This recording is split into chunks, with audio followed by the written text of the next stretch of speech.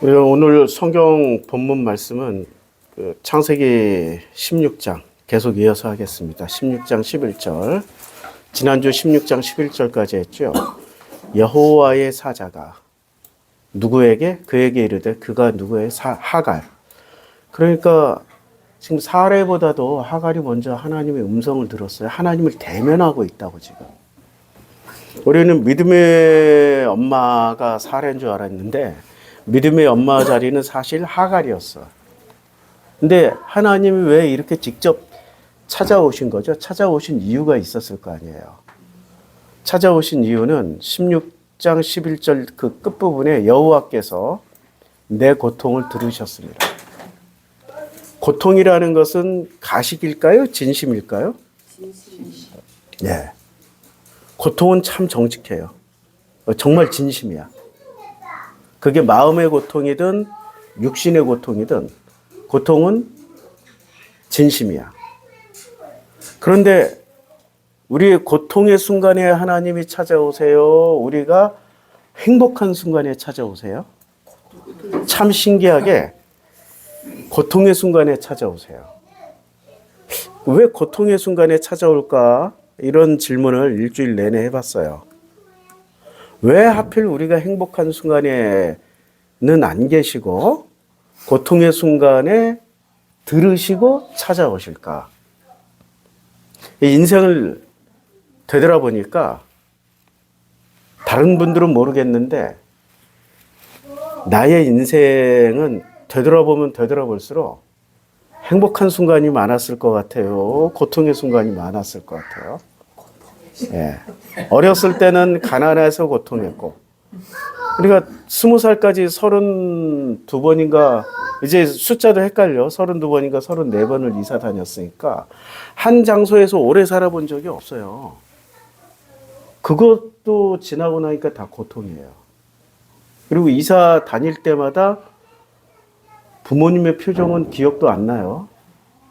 근데 그 추운 겨울날 다 그 리어카에다가 이불 보따리 싣고 아버지는 끌고 엄마는 뒤에서 밀고 우리는 그냥 그 뒤에 따라가는 그 모습이 어느 순간 객관적으로 보일 때 그게 행복이었을까요? 고통이었을까요? 고통이었죠, 개인적으로는. 그러니까 온 동네 사람들 다 보는 데서 가는 거잖아요. 아빠 이름 알려줘. 얼마나 그 나이에도 창피하고 자존심 상하든지 뭐 그런 것들. 그 외에 내가 계속 살아왔던 그 경험의 순간순간마다 사실은 행복했던 순간보다 고통의 순간들이 훨씬 더 많았어요. 아들 떠나면 고통이 끝난 줄 알았어. 아들 떠나는 순간부터 이제 고통이 끝나고 행복 시작인가 보다 했더니 왜 그렇게 내 주변엔 떠나는 사람들이 많아? 계속 떠나잖아. 뭐 사람만 떠나나? 온갖 일들이 고통의 연속이었어요. 근데 행복한 순간은 짧고 고통은 긴 게 우리 인생의 어떤 공통분모인 것 같아요. 근데 중요한 거는 여호와께서 내 고통을 들으셨습니다. 이거야. 그 고통의 순간마다 나는 기도도 해본 적이 없고 부르짖어 본 적도 없어. 그런데 그 고통의 순간마다 내 진심은 터져 나왔단 말이에요. 부르짖는 기도가 하나님의 귀에 들려요? 아니면 내 고통의 소리가 하나님 귀에 들리는 거예요? 이걸 잘 기억하셔야 돼요. 교회에서 기도해라, 부르짖어라, 그러면 하나님이 응답해 주실 것이다. 사실이에요? 뻥이에요? 부르짖지 않아도 내가 지금 고통을 당하고 있다면은 여호와께서 어떻게 하고 계셔요? 여호와께서 내 고통을 들으셨습니다. 이게 이 한 장면으로 끝나면은 모르겠는데 출애굽기 2장에서도 그들의 고통의 소리에 하나님이 들으시고 반응을 하셔요. 부르짖지 않아도 돼요. 그게 고통의 본질이란 말이야. 고통의 본질은 뭐라고요? 진심이라고. 고통의 본질은 진심이라고. 근데 기쁨의 본질은 진심이에요? 아니면 내 욕망과 탐심일 수도 있어요? 그렇죠? 내가 말을 잘못했어. 욕망과 탐심이 진심은 아닐 수 있단 말이에요.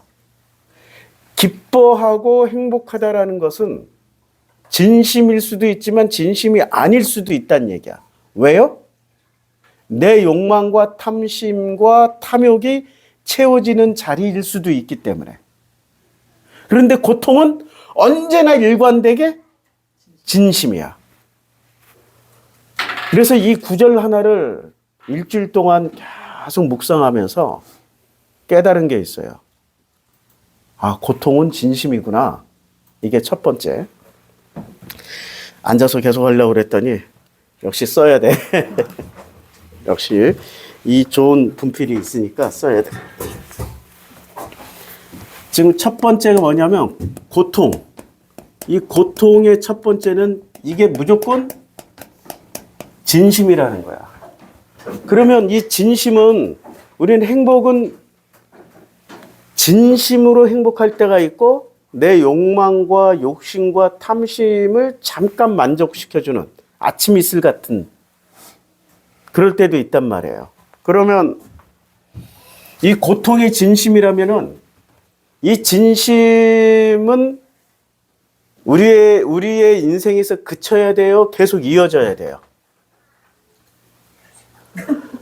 그쳐야 돼요? 계속 이어져야 돼? 그쳤다가 이어졌대요 지금.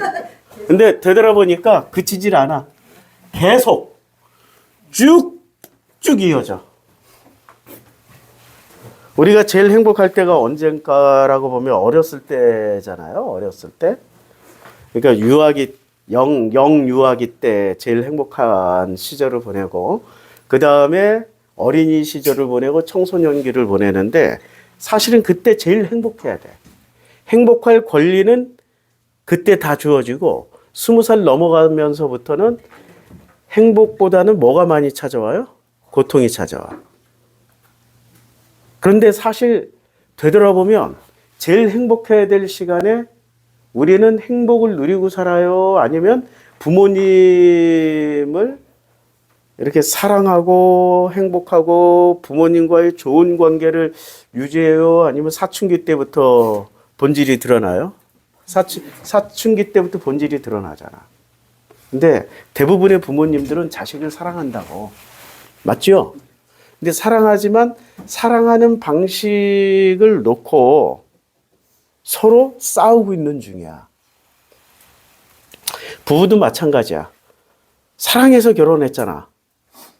근데 중요한 거는 사랑해서 결혼했는데 결혼 생활 내내 어떻게 돼요?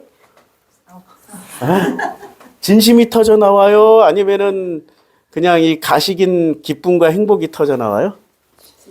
진심이 터져 나오죠. 진심은 뭐라고? 고통이라고. 사랑해서 결혼했는데 분명히 결혼 생활은 이 고통이라는 진심이 계속 터져 나오는 자리야. 그러니까 삶을 되돌아보면 어렸을 때도 진심이었고 지금도 진심이야. 그런데 그걸 우리는 전부 감추고 살 뿐이야. 아니면 모르고 살 뿐이고. 그런데 20살 이후부터는 우리는 내가 독립해서 살아야 되는 그 시점부터는 감추고 가면 쓰고 살았던 그 가면들이 벗겨지기 시작합니다. 진짜 진심이 깨어나와야 돼. 진심. 그나마 우리는 그 고통의 강도가 낮은 거예요. 우크라이나 백성들 생각해 보세요. 저 시리아 백성들 생각해 보세요. 그리고 그 IS, 알카에다 이런 것들에게 지금 털리고 있는 그 이제까지 역사 안에서 자기네 땅을 가져보지 못한 그런 사람들이 있잖아요. 그 쿠르드족, 시리아에 있는 쿠르드족은 거의 학살 분위기예요. 가자 지구에 있는 그 아랍 사람들도 거의 뭐 이 추위의 고통을 당하고 있는 거죠. 죽을 지경이 되어 있는 거예요. 그러면 그 고통에 있는 사람들은 질문을 던져요. 하나님은 살아계시는가? 이 질문은 누가 던졌어요? 2차 세계대전 때 학살당하던 유대인들이 질문을 던졌다고. 하나님은 살아계시는가? 자, 하나님은 살아계셔요? 살아계신 하나님이에요? 그런데 왜 고통에 침묵하시고 고통에 응답을 안 해주신다라고 생각을 해요? 살아계신 하나님은 어디에 반응하신다고요? 고통. 우리 인간이 내놓는 진심은 고통밖에 없어. 고통밖에 없다고. 행복이나 기쁨은 속일 수도 있다고. 가면 쓸 수도 있고. 근데 하나님은 이 고통에 하갈에게 반응하셨듯이 또 이스라엘 백성들에게 반응하셨듯이 고통의 부르짖음은 반드시 응답을 해주셔요. 이게 하나님이 가지고 있는 성품이시고 인간으로 치면 인격이셔. 그러면 그 고통의 응답을 받으면은 그 고통이 해결이 된다라고 생각할까요? 아니면 또 다른 고통이 또 이어지는 연속으로 가게 될까요? 신기해요. 자, 이스라엘 백성의 음성을 들으시고 하나님이 응답하셨어요. 더 이상 벽돌 굽기 힘들어요. 더 이상 아들들 죽어나가는 거 못 보겠어요. 살려주세요 하고 소리 쳤잖아요. 그러면 그때부터 고통이 끝나는 거예요. 새로운 고통이 시작돼요. 10가지 재앙 고통 시작되잖아. 10가지 재앙 시작하고 그 다음에 광야로 나가려고 그러는데 또 애국 군대가 쳐들어오잖아. 바로가 친히 끌고 그것도 고통이잖아. 건너려고 왔더니 홍해가 가로막고 있고 뒤에서는 막 쫓아오고 있고 앞으로 가도 죽고 뒤로 가도 죽고 어떻게 할 수 없는 진퇴양난의 고통이 또 시작되잖아요. 근데 홍해가 열렸어. 근데 그 가운데로 지나갈 때 물벽이 세워져 있는데 이 물벽에 물고기들이 상어들이 막 왔다 갔다 해. 저 물이 순식간에 쏟아지면 어떻게 될까? 그 불안불안 고통스러운 상태에서 건너는 거예요. 근데 다 건너고 나니까 이제 고통이 끝났나 했더니 40년 동안 고통이 또 시작되잖아요. 그리고 40년 만에 드디어 가나안 땅 들어갔더니 젖과 꿀이 흐르는 땅이야. 고통 끝났어 했더니 그 땅이 그때부터 여호수아와 그 세대가 다 조상에게로 돌아가면서부터 어떤 일이 벌어집니까? 끊임없는 고통의 연속이잖아요. 이상한 왕, 못된 왕, 나쁜 왕, 놈 시리즈가 있어요. 이상한 놈, 뭐죠? 이상한 놈, 죽일 놈, 못된 놈, 이런 놈 시리즈로 계속 왕들이 이어지잖아요. 사울 왕부터 시작해서 다윗 빼고 솔로몬 왕부터 시작해서 내리 그냥 놈 시리즈나. 그러다가 고통이 끝날 줄 알았더니 아시리아와 바벨론에 의해서 또 패망당해서 포로로 끌려가기 전에 얼마나 많이 죽임당했어요. 고통이 끝나요? 이스라엘 역사는 크게 해서 이스라엘 역사고 작게 축소하면 내 개인의 역사라고. 개인의 역사가 그렇게 계속 이어져요. 그럼 이 땅에 살아가는 내내 우리는 고통에서 벗어날 수 있어요? 없죠.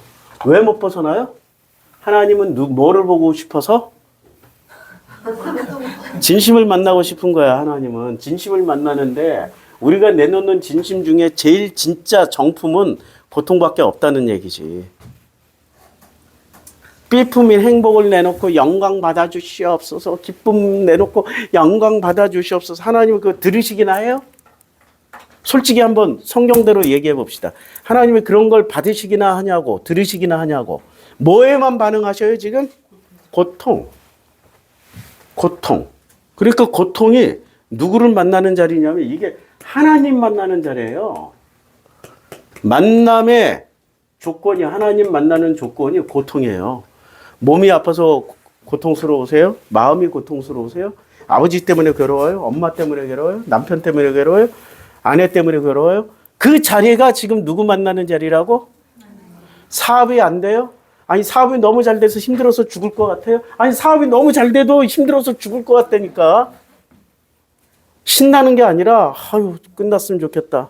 뭐 이런 고통의 자리. 그 자리를 우리는 한 번도 벗어날 수가 없어. 작게는 돈 때문에 고통당하고, 크게는 관계 때문에 힘들고, 뭘 벗어날 수가 없어요. 이게 지금 우리가 처한 상황이에요. 처한 상황이고, 잠깐만요. 잠깐만, 모든 걸 좀 정지를 시키고, 제가 지금 상태가 힘드니까 좀 약 좀 먹고 올게요. 아이고야. 야, 여기 약을 다행히 가져왔어. 약을 좀 먹어야 돼. 아. 네.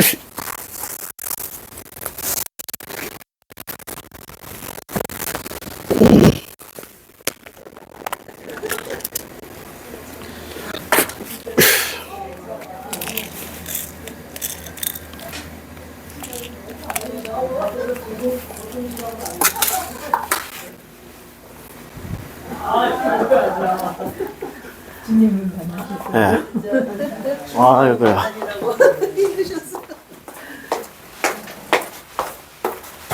저도 이 고통을 벗어날 수가 없습니다. 지금 혀 밑에 넣었어요.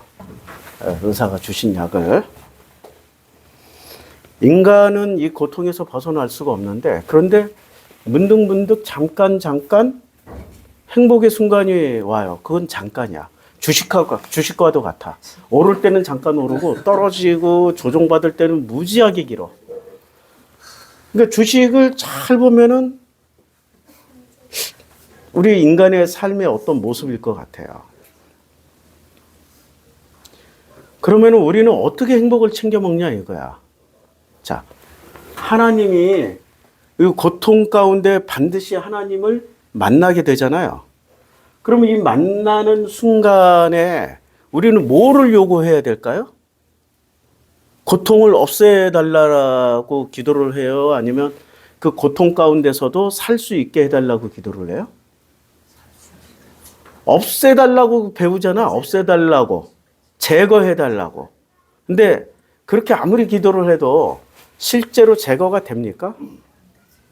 없어집니까? 안 되죠. 그게 비밀이야. 하나님을 만났는데도 제거 안 당한다니까? 제거 안 해주신다니까? 오히려 고통에 고통을 더해주세요. 자, 보세요. 12절. 여호와께서 내 고통을 들으셨습니다. 그리고 뭐라고 말씀하시냐면,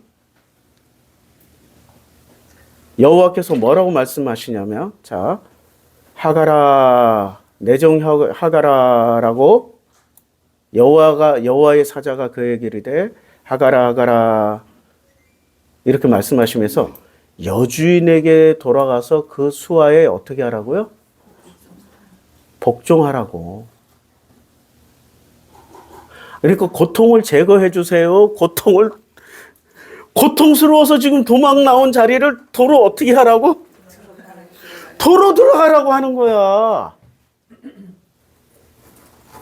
이게 이해가 됩니까? 이게 이해가 되는 장면이에요? 이게 이해가 안 되는 장면이에요. 대신에 뭘 준 거야?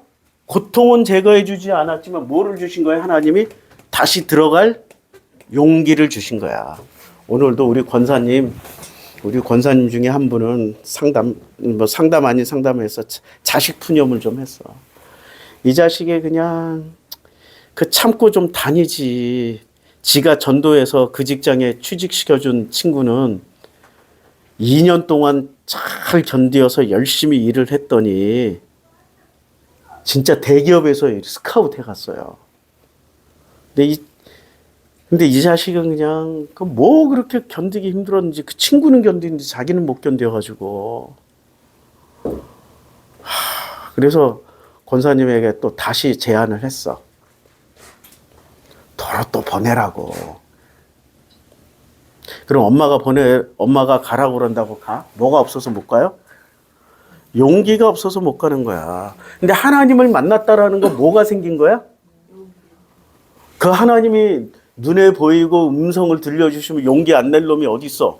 뭐 이렇게 생각할 거 아니야. 근데 우리가 지금 우리의 삶 속에서 만나는 하나님은 눈에 보이시고 음성을 들려주시고 하세요? 아니면 매 순간 내 진심이 터져 나오는 자리마다 어떤 식으로 만나주시는지 이해할 수 없을 정도로 안 보이고 안 들려. 아니, 모든 인류는 지금 하갈처럼 다 보고 듣고 할 수 있는 사람들이 아니라는 거야. 그리고 하나님은 그렇게 할 수 있을지 몰라도 우리가 안 된다니까, 우리가. 이제 이해가 되죠? 그런데 분명한 거는 고통 가운데 하나님이 함께 하신다, 안 하신다. 함께 하시는데 어느 날 갑자기 그 고통을 끝낼 뭐가 생겨요? 용기가 생겨. 그래서 호랑이를 잡으려면 뭐로 들어가야 돼? 호랑이 굴로 들어가야 돼. 지금 사례를 잡으려고, 아니 사례를 피해서 나왔는데 어떻게 하라고 하나님이? 사례의 굴 속으로 들어가라고 그러잖아. 그런데 하나님을 못 만났으면 들어갈 수 있어요? 아니면 계속 도망가야 돼? 못 들어가는 거지. 하나님을 만났고 하나님의 음성을 들었기 때문에 뭐를 해요? 들어가는 거야. 그게 하나님의 임재고 하나님의 함께 하심이고 그게 하나님의 응답이라고. 용기가 생기는 거야. 제가 삼내에 내려갈 때까지만 해도 만보 걷는 것도 기적이었어요. 서울에서도 만보 걷는 게 기적이었어요. 왜냐하면 너무 오랫동안 안 걷고 체중이 막 76kg, 77kg까지 불어나기 시작하는 거예요. 그러면 그럴수록 어떻게 해요?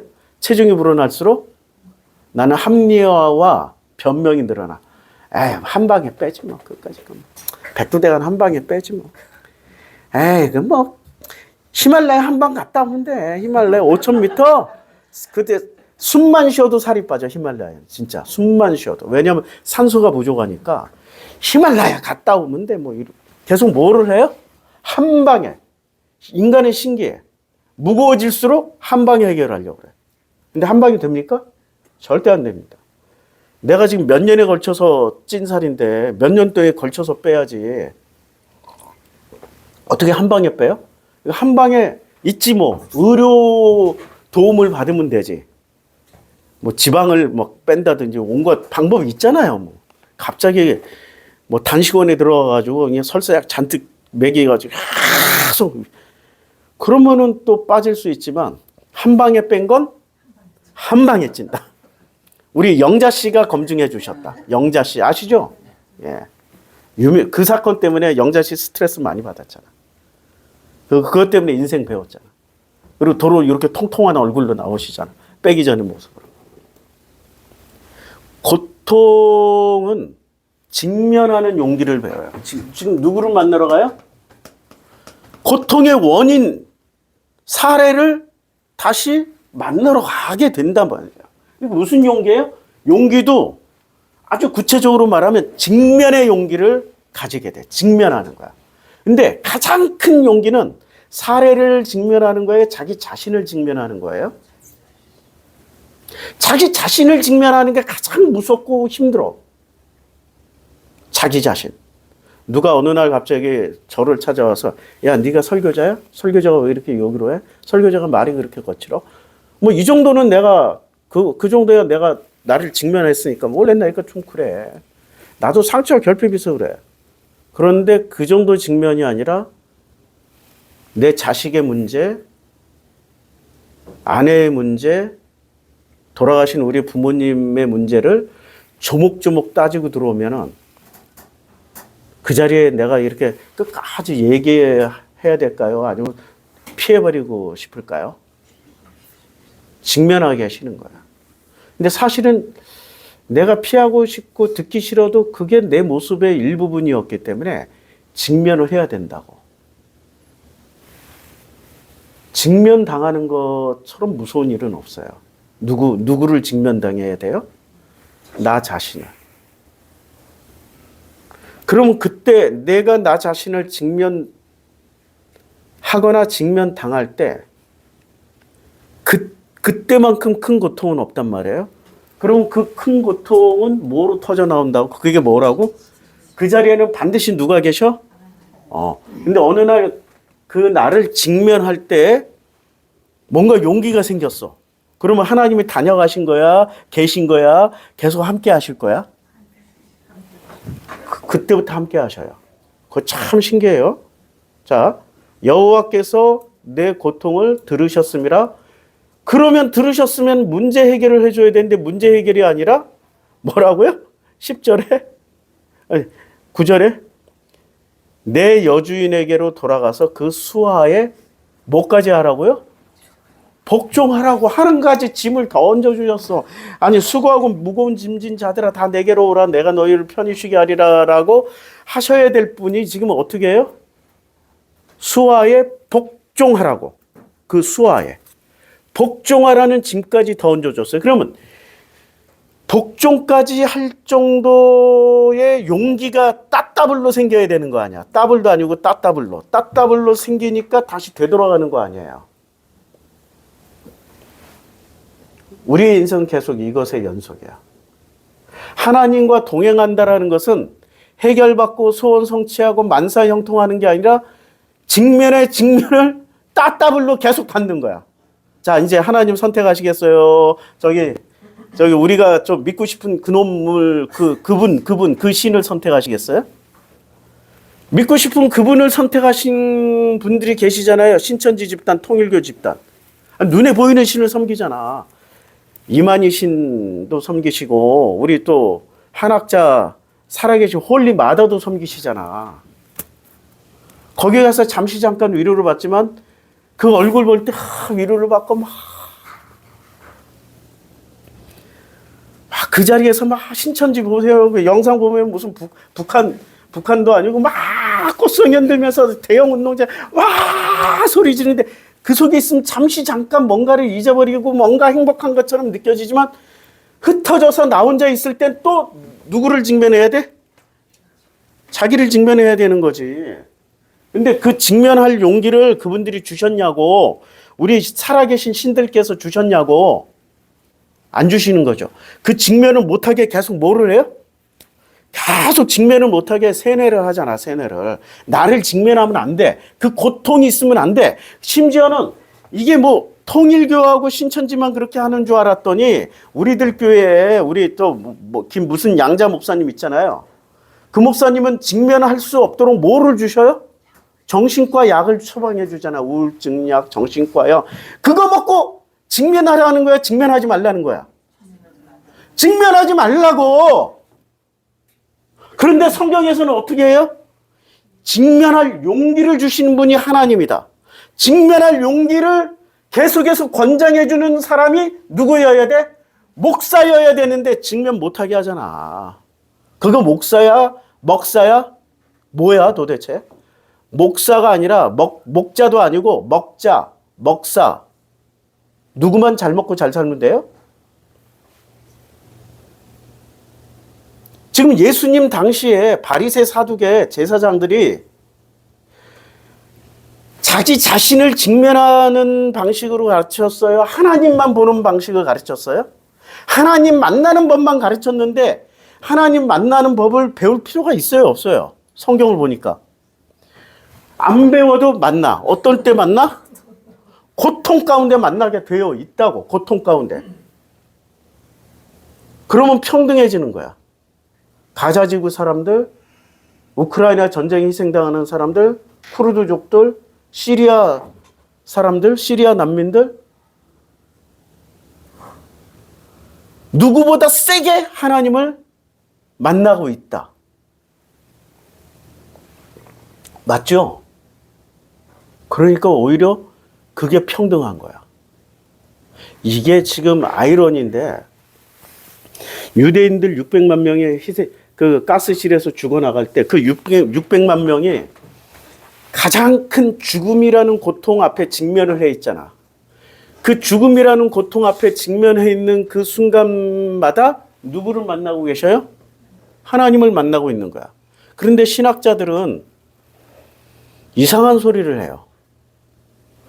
그 죽음의 수용소 앞에 본보기로 유대인들을 처형해가지고 나무에 다 매달아 놨어. 그 매달아 놓은 그 사람들을 보면서 판난베르크 같은 위대한 신학자, 아니면 제가 신학자 이름을 잃어버렸어요. 하나님이 어디 계시는가?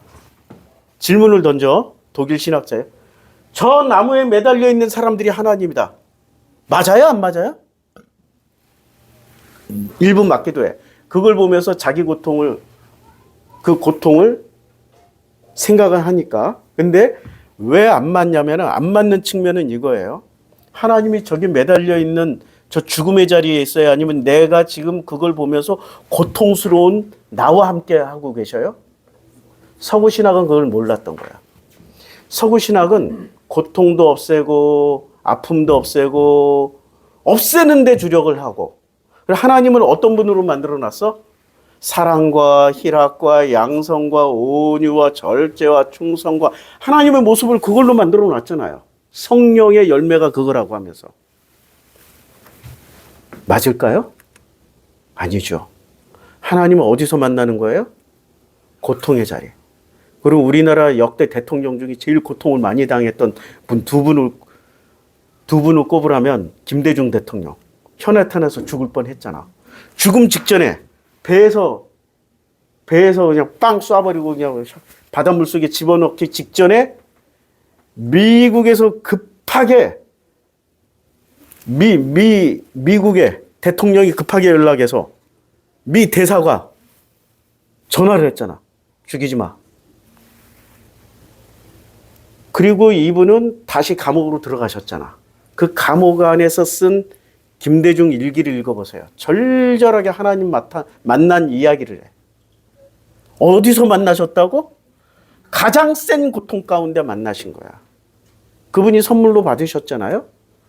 그러면 또 인류사에, 아니 우리나라 역대 대통령 중에 칼 한 번 맞으신 분이 있잖아. 그분도 움켜쥐고 쓰러져 있는 동안에 뭐를 느꼈어요? 죽음을 느끼셨다고 그랬잖아. 그럼 뭐를 만난 거야? 고통 가운데 역사하시는 하나님을 만났어. 그리고 이 일을 계속해야 되나 말아야 되나 생각 안 했겠어요? 근데 어떻게 해요? 하나님을 만나면 뭐를 얻는다고? 직면하는 용기. 오늘 우리 장로님하고 내가 뉴스를 안 보는데 아침에 유튜브에 어떤 뉴스가 떴더라고. 무슨 옹기종기 시장? 남창에. 그거 보는데 속에서 나도 모르게 울컥울컥 올라와. 저분이 그 진심이 있으니까, 그 진심이 내 진심과 만나니까 나도 모르게 울컥울컥 올라오는 거야. 내 욕망과 탐심과 욕심과 결합된 게 아니라 그 진심과 내 진심이 만나니까 하나님 그 가운데서 뭐 거리는 떨어져 있고 뭐 그렇다 하더라도 영상으로 비록 본다고 하지만은 진심끼리 만나는 그 자리에 누가 역사하고 계시는 거예요? 저분을 살려주시고 저분을 통해서 일을 하고 계시는 하나님을 만나는 거라고. 참 신기해요. 그러니까 고통 가운데 있는 사람들은 다 하나님과 동행하고 있기 때문에 그분들을 통해서 나는 하나님을 보게 되는 거지. 그렇죠? 그분들을 통해서 하나님을 보게 되는 거야. 만나고 있고. 고통은요, 태어나서 죽을 때까지 고통은 끊이지 않아요. 제 경험상. 그런데 그 고통을 하나님을 만난 사람은 재해석을 하게 돼 있어. 고통을 어떻게 한다? 재해석을 한다. 고통 없애달라는 것으로 재해석하는 게 아니라 그 고통을 통해서 뭐를 해석해요? 하나님이 나를 이만큼 성장시키셨구나. 나를 이만큼 단단하게 만들어 주셨구나. 나를 이만큼 그 고통에 직면할 때 좀 더 수월하게 직면할 수 있게 해주셨구나. 그래서 끊임없이 내게 살아갈 용기를 주시고 내게 그걸 직면할 용기를 주셨구나. 그 고백을 계속하게 되는 거야. 그러면 살아계신 하나님이에요. 죽어 빠진 신은 죽었다라고 할 때 그 우상신을 내가 지금 만나고 있는 거예요? 살아계신 하나님을 만나고 있는 거야. 이게 하나님이라고. 이게 하나님의 역사고, 이게 하나님의 살아계신 증거란 말이에요. 저는 제가 지나온 삶의 궤적 가운데 고통을 저주했어요. 비관했어. 하나님 어디 계시냐고 응답 좀 해보라고. 심지어는 40대 때 20년 전에 술 잔뜩 먹고 하나님을 막 저주하고 하나님을 욕을 했는데 왜 전봇대가 뻘떡 일어나서 나를 징벌하시고 왜 길바닥에 빨딱 일어나가지고 내 먹은 것을 다 내 그 얼굴에 그대로 그냥 이렇게 빈대떡을 붙이게 해주시고 상상하지 마세요. 상상하지 마. 끔찍스러운 일이야. 하나님 어디 계시냐고 내 고통에 응답하라고 그 지랄을 떨었는데 지금은 그 모든 고통을 통하여서 그때 하나님이 나와 함께 하셨다는 것을 알게 되니까 하나님을 원망해요. 하나님 생각만 하면 눈물이 나요. 눈물이 나는 거야. 하나님이 나를 이렇게 사랑하셨고 하나님의 사랑 방식이 이거였구나. 그저 고맙고 감사하고 그래서 아버지 품이 정말 그리워. 그날의 그 감동과 감격이 기대가 돼. 근데 그 감동과 감격을 나는 지금 어떤 상황에서 누리고 있어요? 고통 가운데서 누리는 거야. 편안한 데서 누렸으면 더 좋았을 걸. 그런데 편안하면 희한해요. 인간이 편안하게 누워만 있으면은 뭐가 빠져요? 제일 먼저 근육이 빠져. 그 다음에 일어설 수 있어요? 없어요? 못 일어서요. 그래서 어떻게 돼요? 앉은뱅이가 되고 누운 자가 되고 살아있으나 거반 죽은 자가 돼 있어요. 예수께서 오신 목적이 뭐예요? 못 듣는 자 듣게 하시고 못 보는 자 보게 하시고 문둥병 자 낫게 하시고 앉은뱅이 일으키시고 죽은 자 살리러 오셨잖아. 그러니까 우리는 종교 안에 들어가서 뭐에 길들여져 있는 거야? 편안함에 길들여져 있으니까 우리의 근육이 빠지고 우리의 전투력이 빠지고 하나님이 주신 그 하나님의 형상에 놀라운 전투력이 있다고 의지력이 있다고 생존 본능이 있다고 이게 다 빠져버려. 다 빠진 상태에서 어떻게 살아가요? 무기력하게 앉아있고 무기력하게 누워있는데 목사들이 끊임없이 가짜 메시지를 전해줘. 가짜 양식을 주면서 그게 잘 사는 거야. 얼마나 평안해. 얼마나 좋아. 이게 행복이야. 이게 기쁨이야. 이게 하나님이 살아계신 증거라고 개구라를 치고 있어요. 개구라가 빠져나가는데 50년 걸렸어요. 그 가짜 양식이 빠져나가는데 사람들이 이해를 못해. 내가 한 달 전에 진영이 없고 구로동 요 구로역 올라오는데 무릎이 한번 삐끗하더니 그때부터 계속 아파요. 오른쪽 무릎 걷지를 못할 정도로. 아니 평지는 괜찮은데 오르막 내리막에 무릎이 너무너무 고통스러운 거야. 자, 이제 고통의 원리를 제가 알았어요. 그러면 고통을 피하기 위해서 사람들은 어디를 가라고 그래요? 병원. 근데 내 무릎은 병원 가서 고치는 게 제일 빨라, 사실은. 그런데 이 고통을 주셨기 때문에 나는 뭐를 해야 돼? 직면하러. 그래서 이번 주에도 북한산에 올라갈 거야. 사람들이 이해를 못 해요. 근데 내가 하나님을 만났던 방식은 이거야. 고통의 원인이 있어? 그럼 더 고통스럽게 만들어버리지 뭐. 부닥치워보자지 뭐. 뭐 잘해봐야 뭐 무릎 수술하는 것밖에 더 있어? 내가 죽는 것도 아니잖아, 이건. 내가 무슨 큰 대형 사고 나는 것도 아니잖아. 간단하죠? 고통스러울 때마다 아이쿠 해요. 아이쿠 아버지 해요. 나도 모르게 아이쿠 아버지 살려주세요. 절로 그 소리가 터져나와. 하나님 만나고 싶어서 북한산 이번 주 내내 갈 겁니다. 무릎이 고장나든 아니면 내가 어디에 아파서 쓰러지든 중요한 거는 무릎 가지고는 절대 안 죽는다. 절대 안 죽는다. 그럼 사람들이 나더러 굉장히 센 놈이라고 얘기할 거 아니야. 독한 놈이라고. 그래, 나 독해. 독했기 때문에 지금까지 살아남아서 그 하나님에게 의지해서 그 하나님과 함께 동행하고 있는 거라고. 맞죠? 자, 그러면 이제 성경이 다시 읽힐 겁니다. 어떤 부분이 다시 읽힐 거냐면은 우리 인간이 우리 기독교인들이 제일 본받고 따라하고 그렇게 되고 싶은 분이 한 분 계셔요. 우리 에녹 형님이라고. 에녹은 65세에 무드셀라를 낳았고 무드셀라를 낳은 후 300년을 하나님과 동행했어요. 그러면 300년을 하나님과 동행을 했다라는 얘기는 그냥 옆에서 보기에 저분이 참 행복하게 살았을까요? 고통의 연속으로 살았을까요? 그렇죠? 이게 우리가 지금 기존 교회에서 배웠던 양식, 그때 받아 먹었던 양식하고 다른 양식이에요. 고통의 연속이었어요. 그래서 무드셀라의 수명은 어때요? 길어요? 짧아요? 365세를 살았어요. 근데 무드셀라는 아이러니하게 에녹이 낳은 아들 무드셀라는 몇 살을 살아요? 몇 살을 살아요? 자, 무드셀라는 969세. 지금 이 족보 가운데 가장 오래 사신 분이야. 무려 아버지보다 3배를 더 살고 가셨어. 3배를 더 살았는데 무드셀라가 낳은 자식 이름이 뭐예요? 라멕이잖아. 그러면 라멕은 어디서 또 등장하세요? 4장에서도 등장하셔.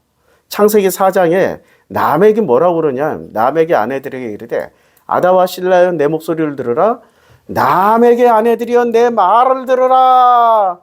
나의 상처로 말미암아 내가 사람을 죽였고 나의 상함으로 말미암아 소년을 죽였더라. 고통 가운데 자기 자신을 만나요. 고통을 제거하기 위해서 누군가를 죽였어요? 희한한 놈이지. 이건 하나님과 동행하는 모습이에요? 아니면 우상신과 동행하시는 모습이야? 이게 우상신과 동행하시는 분들은 고통의 원인을 제거하려고 그래. 제거함으로 인해서 고통이 없어졌다고 믿는데 없어져요? 아니면 더 배가가 돼서 나타나요? 그거 참 신기해. 그래서 가인을 위하여는 벌이 7배일진데 라멕을 위해서는 벌이 77배로다. 몇 배 증가했어요? 10배. 놀라운 일이죠. 고통은 우리가 이 땅에 태어나서 죽을 때까지 고통은 사라진다 아니면 끊임없이 나와 동행하신다. 할렐루야. 이거 받아들이는 사람은 하나님과 동행하시게 됩니다. 창세기 5장 족보로 다시 넘어가요. 다시 넘어가면 그 에녹은 300년을 하나님과 동행을 했어요. 몇 살에 낳고? 65세에 낳고. 그럼 무드셀라를 키우는 순간마다 하나님과 동행하시는 순간이야. 그럼 무드셀라가 어떤 놈인지 감이 잡히죠. 어떤 인간이에요? 아버지에게 고통을 주고 있는 인간. 무드셀라의 아들 이름이 뭐예요? 라멕이죠. 그러니까 라멕이 등장할 수밖에 없는 거야. 라멕, 그 아들은 뭐를 해? 무드셀라의 아들 라멕은 고통을 받아들이면서 하나님과 동행하는 기쁨으로 행복으로 승화를 시켜요? 아니면 고통을 제거하는 방식으로 했겠어요? 그 증거가 뭐가 나냐면 라멕이 누구를 낳아요? 이름을 노아라고 해요. 땅을 저주하심으로 수고롭게 일하는 우리를 이 아들이 안위하리라. 땅을 저주하심으로. 노아 때 뭐를 했어요? 땅이 저주받았어. 그럼 땅은 지금 이미 저주받았어요? 안 받았어요? 아니, 이 문장을 잘 보라고. 땅을 저주하셨어. 수고롭게 일하는 우리를 이 아들이 안위하리라 하였더라. 했죠? 안위하리라. 그러면 땅이 저주를 받았는지 안 받았는지 창세기 3장으로 건너가 봐요. 또 여호와께서 아담에게 말씀하시는 거예요. 말씀하시는데 땅은 너로 말미암아 저주를 받고 너는 내 평생에 뭐를 받았어요? 땅이? 이미 저주를 받았다니까? 저주를 이미 받은 것을 또 저주를 또 받아야 돼? 무슨 말이에요? 저주받은 상태에서 또 저주를 하나 더 얹어주시는 거지. 멀티플하게. 아니면 그 저주를 다시 창세기 5장으로 건너와서 다시 읽어봐요. 이제까지 족보가 심심했잖아. 낳고 살고 죽었더라. 낳고 낳았으며 살고 죽었더라 그랬는데 지금 누구 때부터 이 첨가 설명이 첨가가 돼요? 에녹 때부터. 에녹 때부터. 하나님과 동행하였더라. 그 다음에 무드셀라 때 라멕을 낳았더라. 그런데 라멕은 노아를 낳고 여호와께서 땅을 저주하심으로. 그러니까 이미 3장의 저주를 받았죠. 그 저주에 또 뭐를 또 했어요? 저주. 그럼 땅을 저주한 거예요? 마음을 저주한 거예요? 마음이 지금 이때 사람들 상태가 어때요? 마음이 너무너무 괴로워. 마음이 괴로우면은 하나님을 만나는 고통의 소리가 끝까지 울려 퍼지는 거야. 근데 하나님을 만남으로 해결을 해요? 사람을 죽이는 자기네들이 해결하고 다녀요. 그래서 라멕이야. 성경에 우연이 어디 있어요? 이름 똑같으면. 구약에서 사울은 누구 죽이려고 그랬어요? 다윗 죽이려고 그랬죠. 신약에서 사울은 누구 죽이러 다녔어요? 예수 믿는 사람들 죽이러 다녔잖아요. 공통분모 너무 많다니까. 우습게 여기지 말라고. 구약에 나오는 사울이 신약에서의 사울로 이름 등장했으면 누군가 죽이러 다니는데 다윗 같은 사람을 죽이러 다니는 거야. 그게 기독교인이야. 이럴 때 소름 한번 안 돋아요? 창세기 지금 4장에서 라멕이 나오면 5장에서도 라멕이 나오는 거야. 그런데 창세기 4장에서 또 누가 등장하세요? 아니, 에녹이 등장하시잖아. 가인이 정착을 하고 제일 먼저 그 아들을 낳았어. 그 이름을 에녹이라고 하고 성을 지어서 그 성의 이름을 뭐라고 그랬어요? 에녹성. 그러면 이 후반부로 갈수록 에녹부터는 지금 족보가 어떻게 돼요? 살살 에녹부터는 살살 창세기 5장의 족보의 정통성을 읽고 어느 족보로 들어가기 시작해? 살살 4장의 족보로 기어 들어가는데 에녹은 그나마 그 고통 가운데서 하나님을 만나서 정직하게 자기를 직면하는 용기를 가졌어. 그런데 무드셀라부터 시작해서 직면을 해요. 고통을 해결을 해버려요. 그래서 라멕이 태어나는 거야. 이게 성경 이렇게 이해하니까 이해 안 될 게 없죠. 관점을 바꾸니까. 자, 여호와께서 땅을 저주하심으로 수고롭게 일하는 우리를. 뭘 수고롭게 일을 했어요? 이 사람들은? 뭘 수고롭게 일했어요? 뭘 일했다는 거야? 이제까지 고통에 직면하는 일을 했어요? 고통을 피하려는 일을 했어요?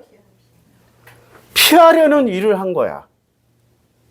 그래서 노아가 이 아들이 노아예요. 노아가 안위하리라 하였더라. 그럼 노아부터 안위를 해줘요. 그럼 노아 때 안위를 해줘서 다 죽었어요. 그러면 고통이 끝난 거잖아. 그게 안위야. 이거 좀 아이러니지, 아이러니. 그래서 십자가에서 죽어야 끝난다고 얘기하잖아요. 십자가에서 죽어야. 겟세마네 예수의 고통은 언제 끝났어요? 겟세마네 동산에서 땀방울이 핏방울이 될 때까지는 고통스러웠어.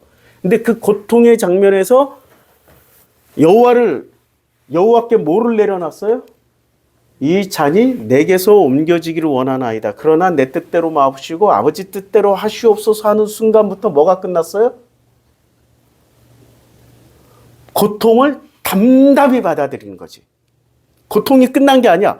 채찍질과 가시관과 십자가 처형이 기다리고 있어. 그리고 십자가 처형보다 더 무서운 고통은 이제까지 자기가 옳다라고 했던, 그리고 자기가 옳다라고 주장하고 반대편에 있던 바리새, 사악하다고 했던 바리새, 사두개, 제사장, 이것들이 지금 예수를 죽이는 거야. 그러면 사람들이 보기에는 누가 옳아?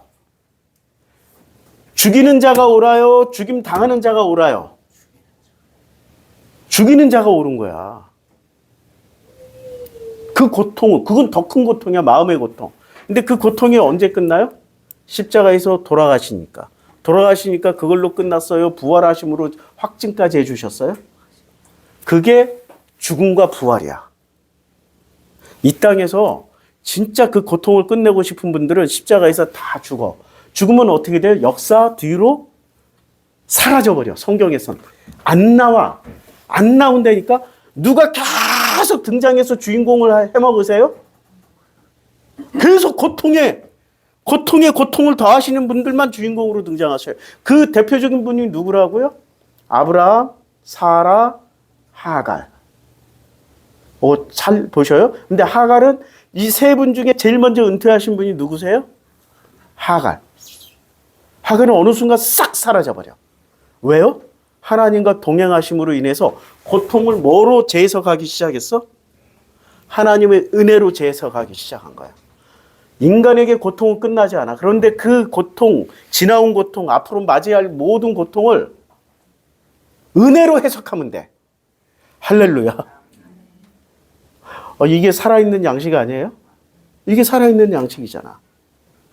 근데 사람들은 살아있는 양식을 먹을 때 고통스러워요. 왜요? 너무나도 달콤하고 조미료 잔뜩 들어가고 설탕도 아니고 감미료 무슨 액상과당 잔뜩 들어가고 길들여진 사람에게 살아있는 양식은 너무 맵고 너무 짜고 너무 시고 먹을 수가 없어. 막 먹을 때마다 고통스러워. 그런데 어느 게 살리는 양식이에요? 설탕, 액상과당 잔뜩 들어가고 거기에 달달하게 이빨에 끈적끈적 달라붙게 만들고 내 몸을 썩게 만들고 망가뜨리는 거는 너무 먹기 좋아. 이제까지 교회에서 먹였던 양식은 어떤 양식이다? 불량식품이다. 지금 여기서 먹는 양식은 살리는 양식이다. 너무 맵고 너무 짜고 어떨 때는 막 직격탄으로 들어오잖아. 들을 수도 없어. 뭐가 상해? 직면당하니까 자존심이 상해. 거기에 싹 빠지면 뭐가 생겨요? 용기가 생기는 거야. 무슨 용기? 그래? 한번 부딪혀보지 뭐. 무릎이 아파? 그러면 내가 북한산 갔다 오지 뭐. 그럼 망가지면 그때 가서 병원 갔다 올 거야. 먼저 치료받는 게 아니야. 내 케이스 같은 경우 따라하지 마세요. 따라하지 마. 아플 때마다 하나님이 하시고자 하는 말씀을 들어야 하고 아플 때마다 고통스러울 때마다 하나님의 은혜를 구할 수밖에 없는 상황으로 들어가겠다는 거야. 이해하시죠? 자, 30절. 라멕은 노아를 낳은 후 595년을 지내며 자녀들을 낳았어요. 아버지보다 아버지 절반, 960년이니까 라멕은 한 반쯤 사는 거지. 500년 살았으니까. 노아는 500세 된 후에 셈과 함과 야벳을 낳았더라. 낳고 죽었다라는 패턴이 나와요, 안 나와요? 안 나오죠? 패턴이 언제부터 깨졌어요? 낳고 낳았으며 살고 죽었더라 패턴이 언제부터 깨져요? 에녹 때부터. 에녹은 그걸 직면하면서 그 고통 가운데 하나님의 임재를 함께 경험하시면서 은혜를 누리면서 살아. 그걸 동행이라고 하는 거야. 그리고 무드셀을 낳았는데 가장 오래 산 놈이 최악의 라멕을 낳고 라멕은 또 라멕 때 고통을 더 가중해줘 하나님. 그럼 만나라는 얘기야? 아니면 네가 해결하는 얘기야? 만나라고. 만나요? 안 만나지. 자기네들이 해결하려고 그래. 그러다 보니 어떤 일이 벌어져요? 창세기 6장에 가서 하나님의 아들들이 사람의 딸들의 아름다움을 보고 자기들이 좋아하는 모든 여자를 아내로 삼아버리는 거예요. 이 족보고 막 뒤죽박죽 섞여버리는 거야. 4장 족보, 5장 족보. 뒤죽박죽. 그러면 여호와께서 이르시되 나의 영이 아니에요. 하나님의 숨이거나 하나님의 마음이 영원히 사람과 함께하지 아니에요. 왜냐하면 하나님의 마음을 가지면 어떻게 돼요? 고통을 직면하고 고통 가운데서 아버지와 동행하는데 인간들은 고통을 직면하려고 그래요. 어떻게든 지들끼리 해결해놓고 해결한 순간 이분이 하나님이야 라고 얘기를 해요. 해결사가 하나님이야. 고통을 계속 가중시키는 분은 하나님이 아니야. 마귀요 사탄이 돼. 그래서 그들이 뭐가 돼요? 육신. 그러니까 마음이 없는 고기 덩어리가 된다고. 마음이 없는. 마음이 없잖아. 그러니까 둘을 죽이자. 내 상처로 말미암아, 내 아픔으로 말미암아, 내 결핍으로 말미암아, 내가 사람을 죽였고 또 죽였고, 그게 라멕의 외침이었잖아요. 그렇죠? 자, 다시 이제 본문으로 돌아와요. 본문으로 돌아와서 여호와의 사자가 그에게 이르되 내 여주인에게로 돌아가서 그 수하에 복종하라. 복종하라. 이게 하나님의 방식이야. 복종하면 어떻게 돼요? 내가 내 씨를 크게 번성하여 그 수가 많아 셀 수 없게 하리라. 우리 인간이 받을 수 있는 가장 큰 복은 뭘까요? 지금 현재 로또 당첨돼가지고 그냥 못 샀던 거 다 사보고 뭐 원하던 나라 다 놀러 다니고 그러면 행복해질 것 같죠? 아니에요. 여행 떠나봐요. 여행 떠나봐요. 가족끼리 맨날 대판 맨날 싸워요. 맨날 여기 가자 저기 가자 이거 먹자 저거 먹자 이거 오늘은 요거 보자 저거 보자 맨날 싸워. 특히 돈 많이 가져가면 맨날 싸워. 돈 없어도 싸우는데 돈 많아도 맨날 싸워. 여행 안 다니셨나 보다. 여행 다녀봐요. 가족끼리 맨날 그냥 전쟁이 이렇게 그걸 누군가가 다 참고 견디고 품어주니까 그게 유지가 되는 거지. 각자 터트리기 시작하면은 이게 무슨 뭐라고 그래야 되나 이게 이 사분오열되는 그런 집안이 되는 거죠. 여호와의 사자가 또 그에게 이르되 내가 임신하였은즉 아들을 낳으리니 그래서 임신하였은즉 아들을 낳으리니 그 이름을 뭐라고요? 이스마엘이라 하라. 내가 잉태하였은즉 아들을 낳으리니 그 이름을 임마누엘이라 하리라. 같은 패턴이라고 그랬죠. 복을 오부지게 받았어. 어디서 복 받아요? 행복한 데서 복 받아요? 고통 가운데서 복을 받아요? 그리고 그 고통을 더 큰 고통으로 받아들일 용기를 내니까 하나님이 뭐를 주셔요? 지금 내 여주인 사라에게로 들어가라. 그 수하에 복종하라. 따따블로 지금 고통을 품게 되잖아. 고통에 고통을 더하니까 뭐를 약속을 해줘요? 아들을 낳으려니 그 이름을 이스마엘이라. 이걸로 축복해 주시는 거예요. 엄청난 축복을 받았죠. 하나님이 태어나기도 전에 이름을 주셨어. 아니 지금 성경에 나오는 인물 중에 태어나기도 전에 이름을 주신 사람이 몇 명이나 있냐고. 아브라함으로 후에 바뀌었죠. 태어난 후에. 이삭, 원래 이삭이라고 주셨는데 그들이 이삭이라고 이름 줬잖아. 그리고 태어난 후에 또 바꿨잖아. 하나님 주신 이름으로. 이삭하고 이스마엘. 살아생전에 이름을 받았지만 근데 태어나기도 전에 이스마엘이라고 받았고 태어나서도 이스마엘이 된 사람은 이스마엘밖에 없어. 이삭은 이름이 이삭 이렇게 바뀌었어. 아니 이삭 아시겠죠? 발음이 사실은 똑같아. 구분하기 위해서 그런 거야. 내용은 달라요. 자, 이는 여호와께서 내 고통을 들으셨습니다. 들으셨기 때문에 뭘 줘요? 이스마엘이라 이름을 하늘에서 그냥 먼저 줘버렸어.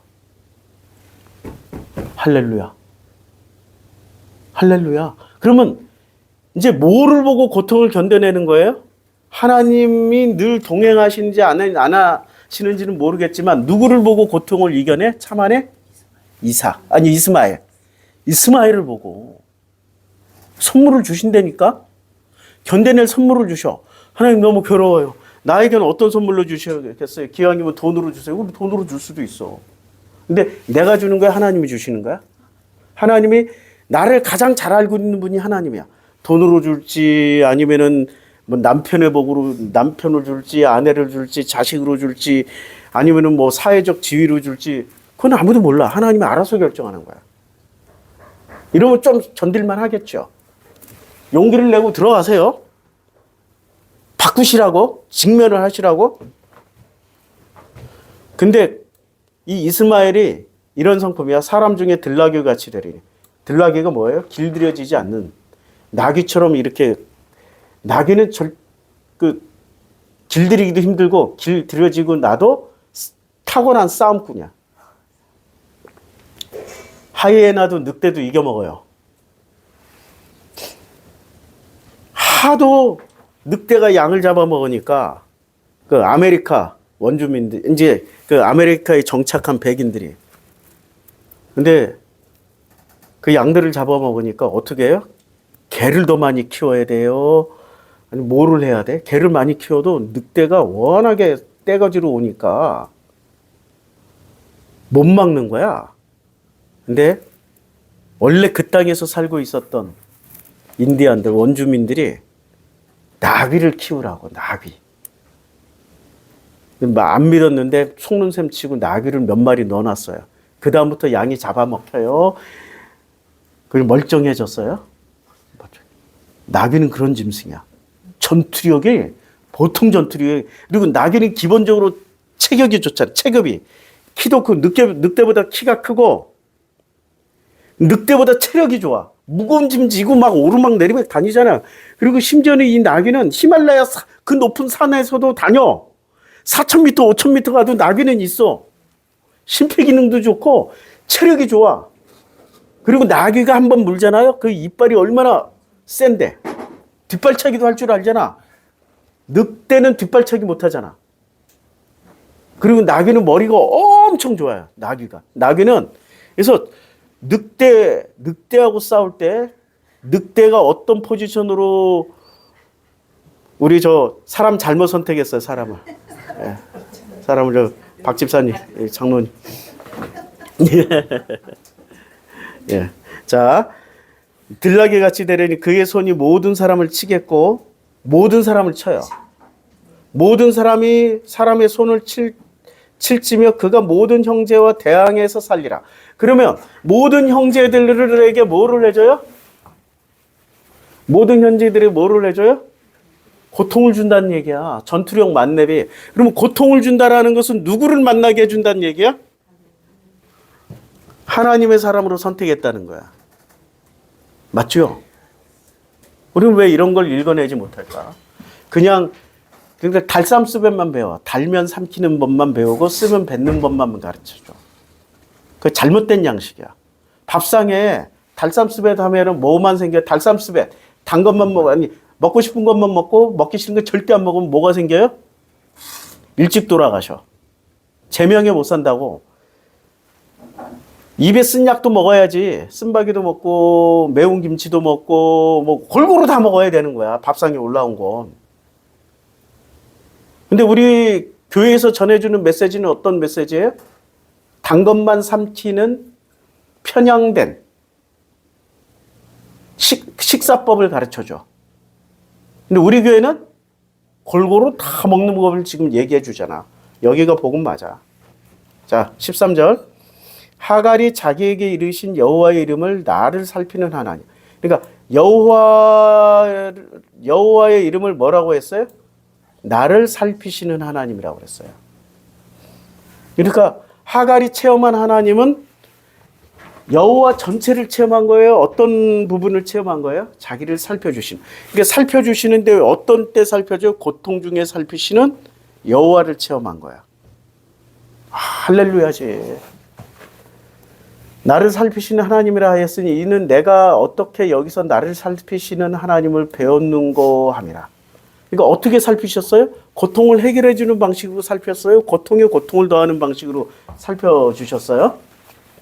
고통에 고통을 더하는 방법으로 살펴주셨다고. 그런데 우리는 나를 살피시는 하나님이라고 하면은 어떤 생각을 해요? 내 문제를 해결해 주고 내 문제를 다 치료해 주시고 그냥 탄탄대로 꽃길만 걷게 해주시는 하나님이라고 생각하잖아.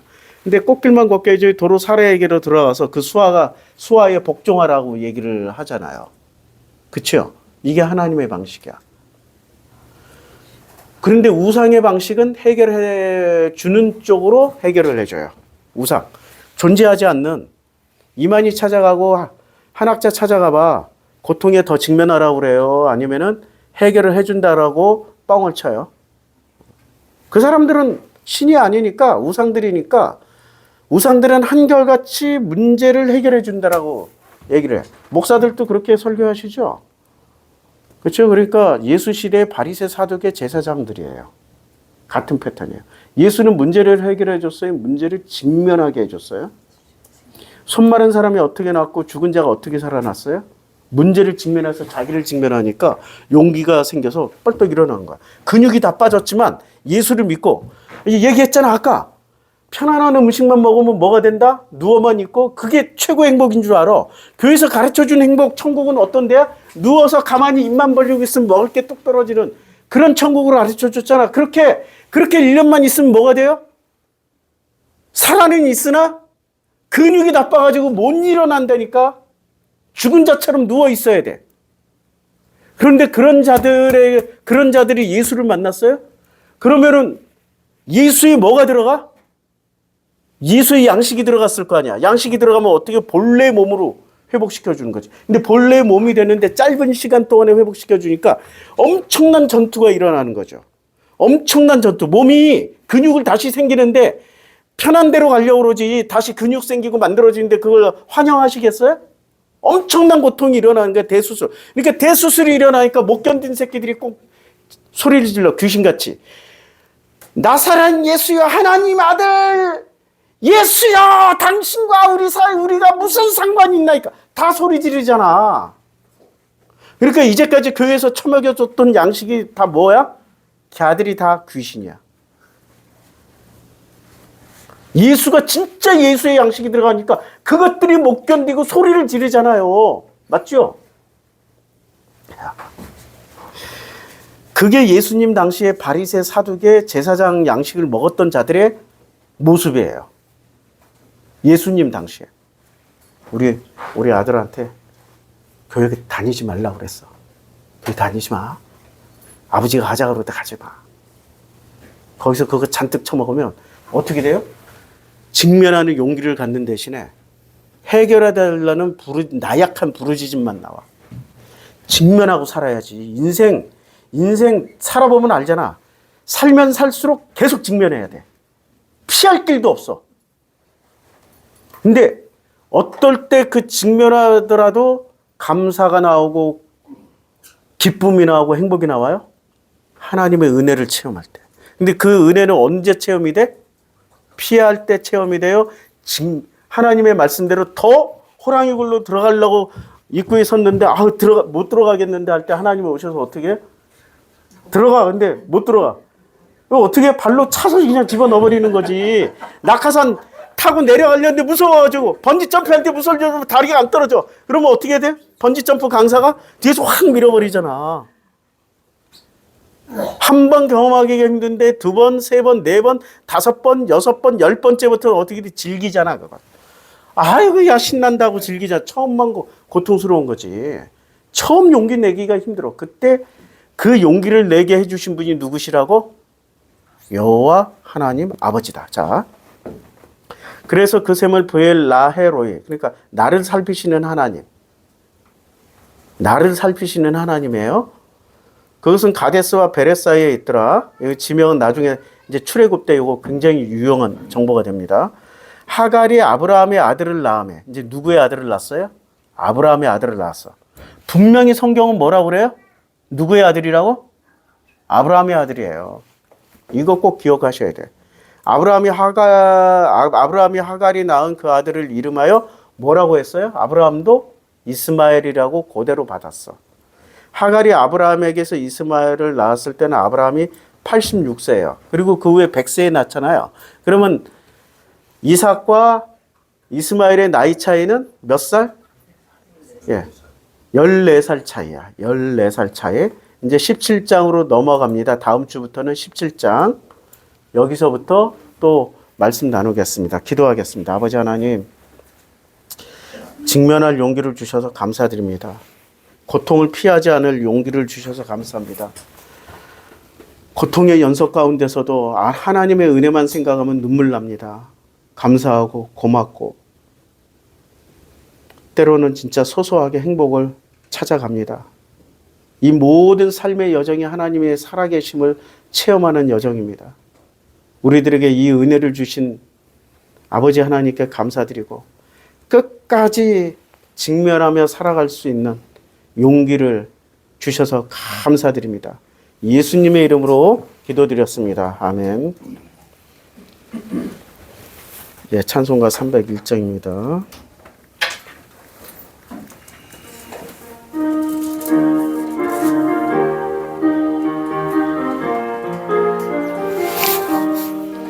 지금까지